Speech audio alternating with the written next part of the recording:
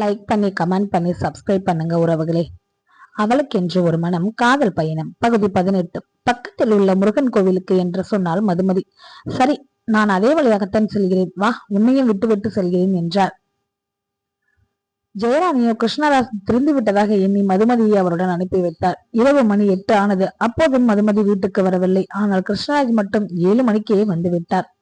அவளுக்கென்று ஒரு மனம் காதல் பயணம் பகுதி 18. உதய் மதுமதியின் நிலையை பார்த்து அதிர்ந்து நின்றான். என்னடி மதி இது, இப்படி அடித்திருக்கிறார்கள் என்று அவளை தன் மடியில் படுக்க வைத்தான். யாரடி உன்னை இப்படி அடித்தது? உனக்கு எது நடந்தாலும் எனக்கு தானே முதலில் போன் பண்ணி சொல்லணும் என்று சொல்லி இருக்கிறேன். ஆனால் நீ என்னிடம் சொல்லாமல் இருந்திருக்கிறாய். ஏண்டி இப்படி பண்ற? உனக்கு என் மேல் இன்னும் நம்பிக்கை வரவில்லையா? எதற்கு இப்படி செய்தாய்? இந்த ராட்சசிகள் உன்னை எந்த நிலைமைக்கு ஆளாக்கி விட்டார்கள்? உங்களுக்கு யார் சொன்னது என்று கேட்டாள். அவள் வாய் திறந்து பேசுவதற்கே சிரமப்பட்டாள். உதைக்கு கோபம் அதிகமானது. மதி, கொஞ்சம் படுத்த ரெஸ்ட் எடு, இதோ வந்து விடுகிறேன் என்று கீழே எழுந்து வந்தான். அம்மா, நான் உங்களிடம் என்ன சொல்லி இருக்கிறேன்? மதுமதியை நான் இல்லாத போது நீங்கள் தான் பார்த்து கொள்ள வேண்டும் என்று. ஆனால் நீங்கள் எங்கே சென்று இருந்தீர்கள் என்று கேட்டான் உதய். உங்க அப்பா தாண்டா எல்லாத்துக்கும் காரணம். அவர்தான் எங்களை தோட்டத்திற்கு அனுப்பி வைத்தார். நான் கூட மதுமதியை என்னுடன் அழைத்தேன். ஆனால் அவள்தான் நான் கோவிலுக்கு செல்ல வேண்டும், நீ வந்து விடுவாய் என்று சொன்னாள்.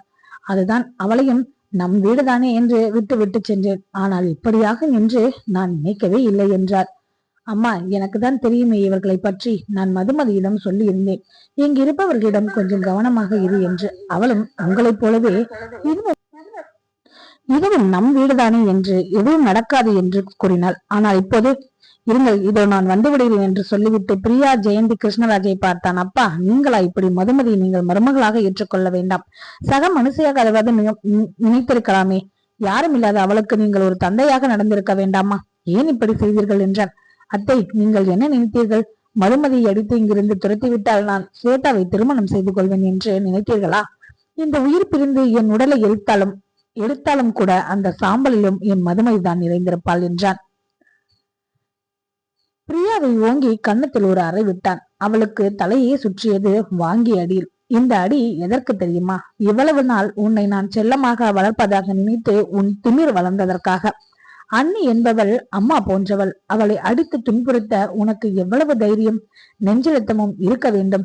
உன்னை எல்லாம் அடித்து வளர்த்திருக்க வேண்டும். செல்லம் கொடுத்தது தப்பா போச்சு. வேணி பாட்டியை அழைத்தார். பாட்டி, இனிமேல் நானும் என் மனைவியும் இந்த வீட்டில் இருக்க மாட்டோம். நான் எனக்காக வாங்கிய என் வீட்டிற்கு சென்று விடுகிறோம். இவர்கள் அனைவரும் நன்றாக சந்தோஷமாக இந்த வீட்டில் இருக்கட்டும் என்றான். என்னப்பா பேசுற உதய்? இது உன்னுடைய வீடு. நீ ஏன் யாரும் இல்லாதவன் போல் அங்கே போய் தனியாக இருக்க வேண்டும் என்று கேட்டார். வேண்டுமென்றால் இவர்கள் எல்லோரையும் இங்கிருந்து வெளியே அனுப்பிவிடலாம் என்றார் வேணி பாட்டி. யாருமே எதுவும் பேசவில்லை. பாட்டி, என் மதி எனக்கு ரொம்ப முக்கியம். இங்கேயே இருந்தால் இவர்கள் எல்லோரும் சேர்ந்து அவளை கொன்றாலும் கொன்று விடுவார்கள் என்றார். என்னப்பா இப்படி பேசுற என்று இப்படி சொல்ற? நாங்க அப்படிப்பட்டவர்களா என்றார் கிருஷ்ணராஜ். உங்களை பற்றி தெரிந்துதான் சொல்கிறான் என்றான் உதய். பின் வேணி பாட்டியும் ஜெயராணியும் உதயின் கையை பிடித்து கொண்டு கெஞ்சினார்கள். ஜெயராணியும் அழுதே விட்டார். உதய், நீ இல்லாமல் என்னாலும் இந்த வீட்டில் இருக்க முடியாது. பிளீஸ், எனக்காக நான் மதுமதியை விட்டு எங்கேயும் போக மாட்டேன். என்னை நம்பப்பா என்று பேசினார். ஜெயராணிக்காகவும் வேணி பாட்டிக்காகவும் உதய் அதே வீட்டில் இருப்பதாக ஒப்புக்கொண்டான். ஆனால் ஒரு கண்டிஷன் என்றான். என்னப்பா என்றாள் ஜெயராணி. என் மனைவியை யாரும் வேலைக்காரி என்றோ அவள் யாரும் இல்லாதவள் என்றோ பேசக்கூடாது. நான் இருக்கிறேன் என் மனைவிக்கு. எல்லோருக்கும் அது ஞாபகம் இருக்கட்டும். மேலும் அவள் இந்த வீட்டின் மூத்த மருமகள். அவளுக்கான மரியாதை சரியாக கிடைக்க வேண்டும் என்றான். நீ சொல்வது போலவே நடக்கும் என்றார் வேணி பாட்டி. சரிப்பா உதய், மதுமதி உனக்காக விரதம் இருந்தாள். கோவிலுக்கு சென்று வந்துதான் சாப்பிடுவேன் என்று சொல்லி இருந்தாள். அவள் கோவிலுக்கு செல்லவே இல்லை. இங்கும் ஏதேதோ நடந்து விட்டது. அவள் சாப்பிட்டு இருக்க மாட்டாள் என்று சொல்லிவிட்டு ஒரு தட்டில் சாப்பாடு போட்டு எடுத்து வந்து உதயிடம் கொடுத்தாள் ஜெயராணி. நீ போய் மதுமதியை சாப்பிடவை என்றாள். சரி என்று சாப்பாட்டை எடுத்துக்கொண்டு மாடிக்கு சென்றான். மதுமதி படுத்தே இருந்தாள். உதய் அவளை எழுப்பினான். அவள் எழுந்ததும் அவளை பார்த்து முறைத்தான். ஏண்டி இப்படியெல்லாம் விரதம் இருக்கிற? நேரத்திற்கு சாப்பிட வேண்டியதுதானே என்று திட்டினான். அவள் ஏதோ பேச வாயெடுத்தாள். நீ எதுவும் பேச வேண்டாம், முதலில் சாப்பிடு என்றான். அவளும் மறுப்பு எதுவும் சொல்லாமல் வாயை திறந்து சாப்பாடு வாங்கி கொண்டாள். ஆனால் வாய் வலிக்க ஆரம்பித்தது. மிகவும் கஷ்டப்பட்டு சாப்பிட்டாள். உதைக்கு மதுமதி கஷ்டப்படுவதை பார்க்க பார்க்க தன் குடும்பத்தாரின் மீது வெறுப்பு அதிகமானது. மதியின் வழியை அவனும் உணர்ந்தானோ என்னவோ உதயின் கண்கள் கலங்கியது. அதை பார்த்த மதுமதிக்குத்தான் மனது வலித்தது. தனக்காக தன் கணவன் கண்ணீர் சிந்துகிறானே, எப்பேற்பட்ட ஆண்மகன்! எதிரில் இருப்பவரை பார்வையாளை அதிகாரம் செய்வனாயிற்றே என்று நினைத்தான். வீட்டிற்குள் கிருஷ்ணராஜ் பிரியாவின் ஜெயந்தின் திட்டி தீர்த்தார். உங்களை எல்லாம் வைத்துக் கொண்டு எதையும் செய்ய முடியாது. ஒரே ஒருத்தி உங்கள் இருவரையும் அடித்து வெளியே தள்ளிவிட்டாள். ஆனால் நீங்கள் இருவரும் சேர்ந்து ஒரு பெண்ணை துரத்த துப்பில்லை. வீட்டில் நன்றாகத்தானே 3 வேளையும் சாப்பிடுறீங்க, என்ன குறைச்சல் உங்களுக்கு என்றார். அண்ணா, அவளுக்கு எப்படித்தான் அவ்வளவு பலம் வந்ததுன்னே தெரியவில்லை. முதலில் எங்களிடம் அவ்வளவு அடி வாங்கியவள் என்று சொல்லும் போது, சி, வாயை மூடு ஜெயந்தி, நீ எல்லாம் வெறும் வாய்ச்சவடால்தான். உன்னால் ஒரு விஷயத்தை கூட ஒழுங்கா செய்ய முடியாது என்று திட்டினார். சரி, கொஞ்ச நாள் அமைதியாக இருங்கள், நேரம் வரும்போது அவளை பார்த்துக் கொள்ளலாம் என்றார் கிருஷ்ணராஜ். வசந்தி பிரியாவை திட்டி தீர்த்தார். ஏண்டி, அறிவு இருக்கா உனக்கு? அந்த ஜெயந்தியுடன் சேர்ந்து இப்படி ஒரு காரியத்தை பண்ணி வச்சிருக்க என்றாள். என்னம்மா, நீயும் அந்த வேலைக்காரிக்கு சப்போர்ட் பண்ற என்றாள் பிரியா. ஏய், சப்போர்ட் எல்லாம் பண்ணல. நீ செஞ்சதை நினைச்சு எனக்கு சந்தோஷம்தான். ஆனால் நீ இதுல சம்பந்தப்பட்டு இருக்கிறது யாருக்கும் தெரியக்கூடாது. அந்த மாதிரி செஞ்சிருக்கணும். நான் சொல்ல வர்றது என்னன்னு உனக்கு புரியுதா? புரியுதுமா, பெரியப்பா கொஞ்ச நாள் வெயிட் பண்ண சொல்லி இருக்கார் என்றார். சரி, எதையோ பண்ணுங்க, ஆனால் வீட்டில் யாரிடமும் மாட்டிக்கொள்ளாதீர்கள் என்றார் வசந்தி. ஸ்வேதாவும் ரமேஷும் ஜெயந்தியை லெப்ட் ரைட் வாங்கினார்கள். நீ எல்லாம் எப்பதான் திருந்த பொரியப்போ, எங்கேயாவது போய் தொலை, நாங்களாவது நிம்மதியா இருப்போம் என்று. ஏய், என்ன பேசுறீங்க நீங்க 2 பேரும்? வாயை மூடுங்க. எனக்கு எல்லாம் தெரியும். யாரை துரத்த வேண்டுமோ அவளை கண்டிப்பாக துரத்தியே தீருவேன். துரத்தி விட்டு உடையத்தானை நீயே கல்யாணம் பண்ணிக்கோ என்றாள் ஸ்வேதா. ஏய், என்னடி வாய் ரொம்ப நீவது என்றாள் ஜெயந்தி. நீ இப்படியெல்லாம் பண்ணின, நானும் இப்படிதான் பேசுவேன் என்று அங்கிருந்து சென்று விட்டாள் ஸ்வேதா. அப்படியே நாட்கள் சென்றன. உதயம் மதுமதியும் சந்தோஷமாக தங்கள் வாழ்வை வாழத் தொடங்கினார்கள். ஆனால் விதி வலியதல்லவா? நம் மதுமதி முற்பிறவியில் என்ன பாவம் செய்தாலோ தெரியவே இல்லை. ஸ்வேதாவிடம் ரமேஷ் பேசினார். ஸ்வேதா, நான் விஷ்ணுவிடம் உன்னை பற்றியும் உன் காதலை பற்றியும் சொல்லிவிட்டேன் என்றார். என்ன அண்ணா சொல்ற? நீ எப்ப சொன்ன? என்கிட்ட ஏன் இதை முதல்லயே சொல்லவில்லை? அதனால்தான் விஷ்ணு என்னை பார்க்கும் போதெல்லாம் விலகிச் செல்கிறானா? என்ன அண்ணா இப்படி செய்து விட்டாய் என்றார் ஸ்வேதா. இல்லை ஸ்வேதா, அவனுக்கும் உன்மேல் விருப்பம் இருப்பது போல்தான் எனக்கு தெரிகிறது. அவன் என்னிடம் கொஞ்ச நாள் டைம் கொடுங்கள் என்று கேட்டிருந்தான்.